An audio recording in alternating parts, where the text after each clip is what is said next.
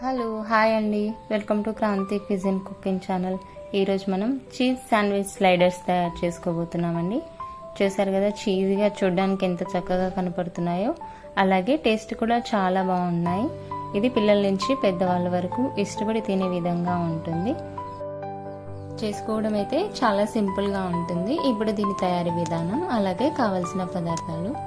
ముందుగా ఒక బౌల్ తీసుకొని దాంట్లో సన్నగా కట్ చేసుకున్న వెజిటేబుల్స్ వేసుకుందాం.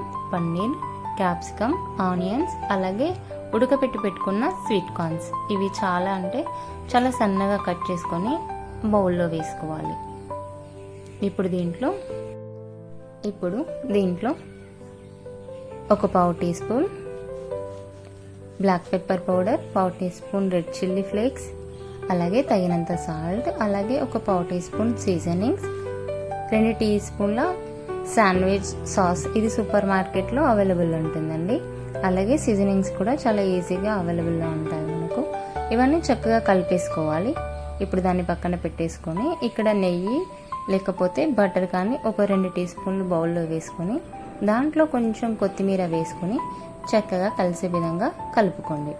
ఇప్పుడు దీన్ని పక్కన పెట్టేసుకొని ఒక 4 పావు బజ్జీ బన్నులు తీసుకోండి. ఇవే కాకుండా మీకు ఏవైనా అవైలబుల్లో ఉన్న బన్నులు ఉంటే అవి కూడా వాడుకోవచ్చు. ఇప్పుడు వీటిని మధ్యలోకి సగభాగంగా కట్ చేసుకోవాలి. చూసారు కదా, ఇలా కట్ చేసుకున్న తర్వాత నెయ్యిలో కొత్తిమీర ఆకులు వేసుకున్నది పలుచగా ఇలా అప్లై చేసుకోవాలి. 2 వైపులా ఇలా అప్లై చేసుకున్న తర్వాత మనం స్టఫింగ్ ఏదైతే రెడీ చేసి పెట్టుకున్నామో వెజిటేబుల్ది అది మధ్యలో వేసుకొని ఒక లేయర్ లాగా వేసుకోవాలి. ఇప్పుడు ఇలా వేసుకున్న తర్వాత దీనిపైన మనం చీజ్ వేసుకుందామండి. మోజరెల్లా చీజ్, ఇది కూడా సూపర్ మార్కెట్లో అవైలబుల్ ఉంటుంది. చీజ్ ముక్కలు తీసుకుని పైనుంచి ఇలా తురుముకుందాం. మీ టేస్ట్కు తగినంతగా చీజ్ని తురుముకోండి. చూసారు కదా, ఇలా తగినంత తురుముకున్న తర్వాత ఈక్వల్గా బ్రెడ్ అంతా కూడా ఇలా స్ప్రెడ్ చేసుకోవాలి. ఇలా స్ప్రెడ్ చేసుకున్న తర్వాత మనం కట్ చేసుకున్న పై భాగం బన్ను కూడా దీనిపైన పెట్టేసుకోవాలి.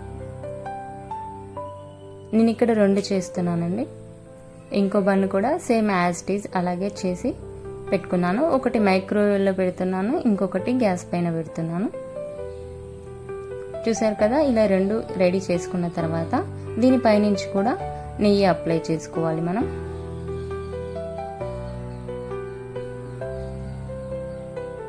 ఇలా చూపించిన విధంగా నెయ్యి అప్లై చేసుకోండి. ఇప్పుడు ఇలా అప్లై చేసుకున్న తర్వాత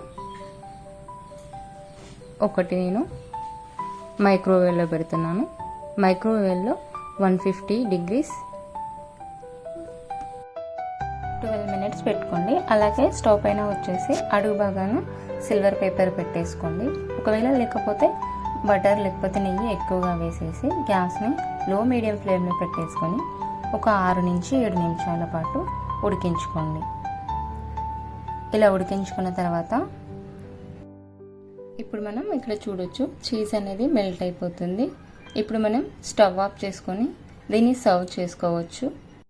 ఈ బన్నేమో మైక్రోవేవ్లో పెట్టి తీసుకుంది. చూసారు కదా, ఎంతో ఈజీగా చీజ్ శాండ్విచ్ స్లైడర్స్ రెడీ అయిపోయినాయి. Thanks for watching. వీడియో కనుక మీకు నచ్చినట్లయితే లైక్ అండ్ సబ్స్క్రైబ్ చేయండి. ఇంగ్రీడియంట్స్ డిస్క్రిప్షన్లో ఉన్నాయి, చెక్ చేయండి.